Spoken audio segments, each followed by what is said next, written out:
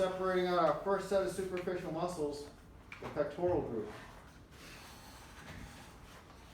Of course, before you do this, you need to get permission from one of the three of us, because the problem is if you separate your muscles too early, you lose all that tension. So if you still have fascia on there, now you have to clean it off without tension. It's even harder than it was before.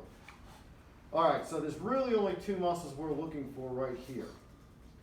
However, this animal is really useful to use for this because it gives you the impression there's an extra muscle here.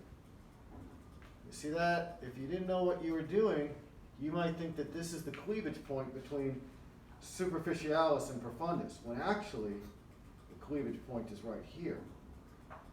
So you have to be careful about that as you go into these things. So there's our profundus. Large muscles will tend to fragment. I mean, those of you who lift weights know that, like bodybuilders, work the pectoralis major in a number of different directions to get the whole muscle developed. And if they only do some exercises, part of the muscle develops and the other parts don't, and so they get asymmetrical looking. Large muscles have a tendency to fragment, and that's what we're seeing here with this guy. There'll be a few places where you're going to have to be careful about avoiding making extra muscles for yourself. Like the adductor group, you can make 2 or 3 extra muscles if you're not careful. So always be aware of that. Always double check before you go to make your cuts. It's kind of like the old rule in construction. It's always better to measure twice and cut once. So here I'm going to lift up on our profundus. I'm coming right underneath it, but you all know how tiny your profundus is at this point.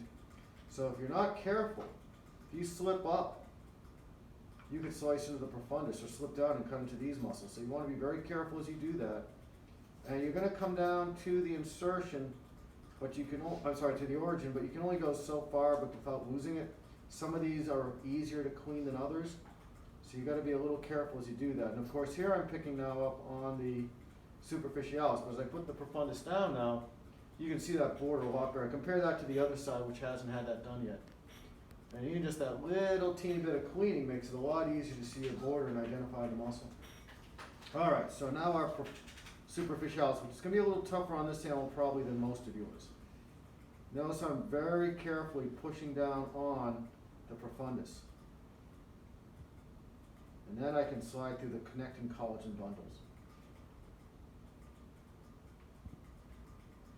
Always keep your eyes on what you're doing as you do it. I know it sounds obvious, but we've all made mistakes where we haven't.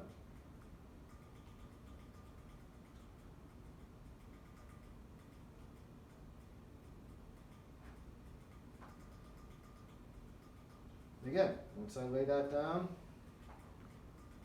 so how easy that is to see versus what we had here. It only took a few seconds. I know you're not going to be that quick. I hope not. But you can see how this part is not nearly as bad as cleaning the fascia was. And there we go. We can't get the whole length because of the attachments, but there we are. Oh, and this little thing here, we got a little bit of a lymph node here. Just like you, rats have axillary lymph nodes. So there we are. That's what you'll be doing. And in a little bit, I'll show you how to take care of the upper back as well. And again,